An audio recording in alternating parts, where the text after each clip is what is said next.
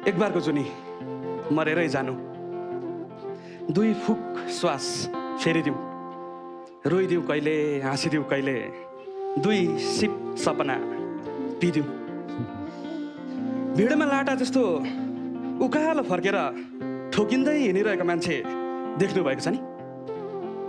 त्यसलाई आँखा नदेख्ने आमाको लागि आकाश किन्नु छ। किताब पसलमा एउटा हात खल्तीमा हालेर नमिठो गरी किताबहरू हेरिरहेको मान्छे देख्नु भएको छ नि? त्यसलाई छोरो मास्टर बनेको हेर्नु छ। स्कुल छुट्टी भएको बेला हातमा फिरफिरे घुमाउँदै उफ्रिँदै घर फर्किँदै गरेको सानो केटा देख्नु भएको छ नि? त्यसलाई छिटो घर गएर आमालाई आज सिकेको नयाँ गीत सुनाउनु छ।